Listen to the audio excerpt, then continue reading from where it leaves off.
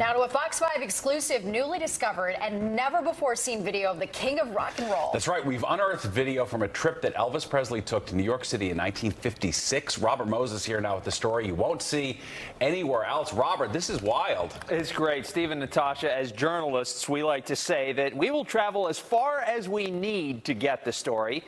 Well, in this case, we didn't have to go far, proving that sometimes the best stories are right in front of you, if you just look.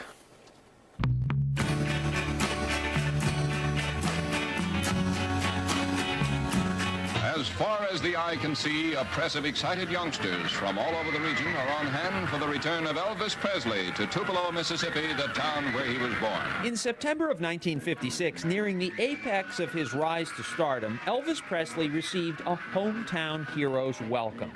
Nearly 7 decades later, Elvis still fascinates. On January 8th, he would have turned 90, a milestone birthday for the king of rock and roll, worthy of a mention on our 6 o'clock newscast. Producer Max Weiskopf asked managing editor Peter Fassini to find footage to use on the air that night. The Fox Movietone archive had been digitized over the last couple of years, which makes it kind of easy to find things. There was this one clip, this one file that came up. And I'm looking at it and I'm like, okay, this looks different to me. There seemed to be a good story here. Peter examined the unedited silent clip, which runs a little more than 2 minutes, frame by precious frame. What is Elvis doing and where is he? Almost immediately, the slate offers some key clues. The date, October 29th, 1956, and the director, R. Webb, as in Robert Webb. A quick search reveals that on October 29, 1956, Elvis was in New York City shooting a new ending scene for Webb's movie, Love Me Tender. Love Me Tender, Elvis's first feature film. It was just in the archives, a terrific find. Brooklyn College film professor Foster Hirsch, the author of Hollywood and the Movies of the 50s, saw the film when he was 13 years old. The shrieks from fellow audience members forced Hirsch to go back and see it again. I wanted to find out if he could act, because I thought if I wait a week or two, the pandemonium will die down, and it did. It did. You could hear his dialogue after about a week or two, but not the opening weekend. And what about that ending?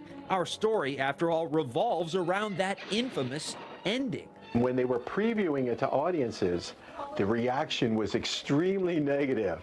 Teenage girls were not happy that Elvis, spoiler alert, dies at the end of this film. Producers added a scene to cushion the blow of his death, showing the ghost of Elvis on screen singing the title song, Love Me Tender. Happiness will follow you. It is this ending that Elvis was recording in New York on that October day in 1956. But there is still the issue of where. Where in New York City is he recording it? Again, the video speaks, albeit silently, when Elvis walks out of the studio and onto the sidewalk to greet his fans. It was just blind luck. This building looks familiar to me. And I kept pausing it and going back and looking at the exterior. It's like, I think I know where this is. How many times have you walked by that building? Dozens. Dozens. The building, an old carriage house, sits on the north side of East 69th Street between 3rd and Lex, just 2 blocks from our television station.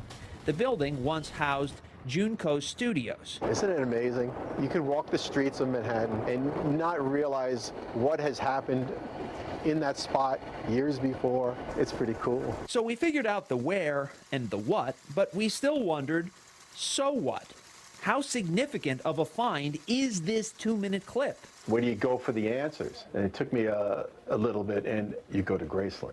And that's when I called Angie. My name's Angie Marchese, and I'm the Vice President of Archives and Exhibitions at Elvis Presley's Graceland. Angie Marchese was 5 when Elvis died. I feel like he's like a long-lost uncle that I know everything about, but I never had the opportunity to meet. Angie started working at Graceland when she was 17. She is the world's foremost Elvis expert. If she hasn't seen it, nobody has. So she, of all people, can put the discovery in perspective. It's very rare, especially almost 50 years after someone has passed away, to find something that's truly never been seen before. All the casual behind the scenes and interacting with the director and meeting the fans outside and the studio and him going to the car, all of that stuff was brand new to me. To find 2 minutes of unedited Elvis film from 1956 is pretty priceless. Like Peter, Angie pored over the silent footage. She scrutinized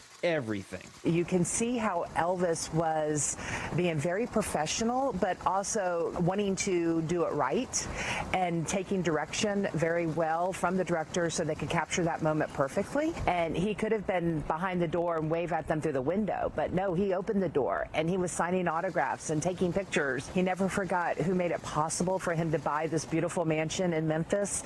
It was the fans. Elvis had a whirlwind couple of days in New York City. On October 28, 1956, the day before his recording session at Junco Studios, he appeared on The Ed Sullivan Show, and it was there where he performed perhaps the most valuable service of his entire career.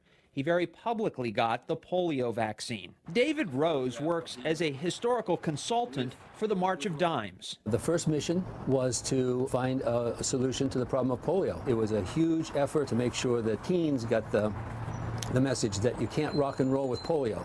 And that was the tagline for all the brochures that the March of Dimes sent out after this famous shoot with Elvis getting his shot. In the spring of 1957, just a few months after his visit to New York, Elvis bought Graceland. 23 million visitors and counting have made the pilgrimage there to get closer to a superstar who remains relevant to this day. Graceland is home to 1.5 million artifacts, soon to be 1.5 million and one. Angie plans to start using this clip that we found to help tell the world Elvis's story. It's a really unique piece of footage that has been found and that we're excited about displaying here at Graceland and sharing with the world. And Professor Hirsch from Brooklyn College told me that when Elvis took his mother to a private screening of Love Me Tender, she cried upon his character's death. And from that point on, he made it a condition of his movie contracts that he would never again be killed on screen. Oh my goodness. Amazing. Yeah, no one makes Elvis's mama cry. Wow, that was fascinating. From one little clip of video, Yeah. You all never that know when information. you're going to walk past in New York City. Really fascinating. Wow. I know that block so well. That was amazing. Robert, good job. Peter Thank as you. well. Amazing. Max, everybody, great.